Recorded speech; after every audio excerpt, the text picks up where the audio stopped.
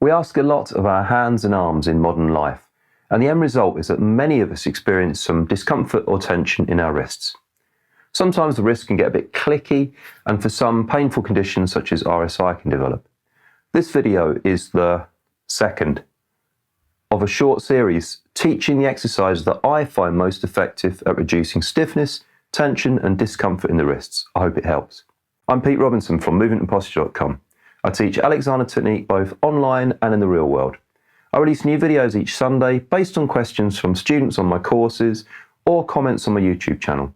So if you're interested in Alexander technique or improving your posture, movements and performance, then subscribe and ding the notification bell. In a similar way to exercise 1 in this series, this works by releasing tension in the elbow, so it'll be helpful to understand how the elbow joint works. Your forearm has 2 bones that go from the elbow to the wrist. When your palms are facing upwards, these bones run parallel to each other. But when your palms are facing downwards, these bones cross. This movement of the bones crossing and uncrossing is one that is frequently restricted by tension at the elbow, even though the discomfort is more often felt at the wrist. So in this exercise, we'll focus on reducing any habits of interfering with this important natural movement. Sit at a desk or table with your forearm and back of the hands resting on the top. It's really important to make sure that you're seated well, as any tension or poor balance in the body will affect the arms.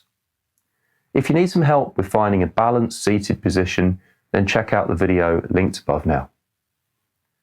Make sure that you're balanced over your sitting bones, allowing your weight to release into the chair and not fixing into a posture.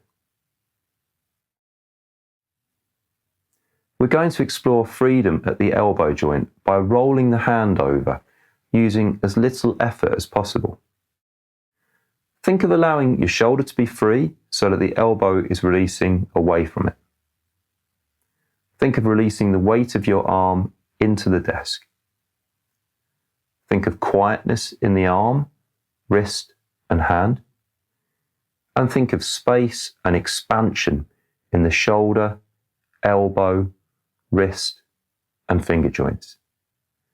Allowing the arm to lengthen, soften and expand. These types of thoughts are called directions in the Alexander technique, and are a way of preventing unconscious habits from sneaking in, as you are clearly and consistently choosing what you actually want to happen. Now, with your other hand, very gently and slowly, encourage the forearm to roll over so that the hand flops over, and the fingers are now resting on the desk. The rolling movement should be completely passive. You're trying to catch any habits of stiffening that you've associated with moving the hand into this position. Now, using the other hand again, gently roll the forearm back to the starting position. Again, keeping the emphasis on quietness, freedom, expansion in the arm, and awareness of your whole self. Let's try the same again. Gently encourage the arm to roll over, generating length and freedom in the arm as you decide not to tense or tighten up. And again, roll the arm back to the starting position.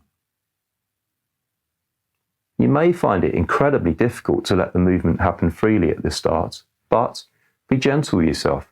You're working against years of habitually tightening the arm, and it will take some consistent practice to stop the habit completely. Once you feel that you have managed to make this movement freely, then you can experiment with making the movement without the other hand assisting.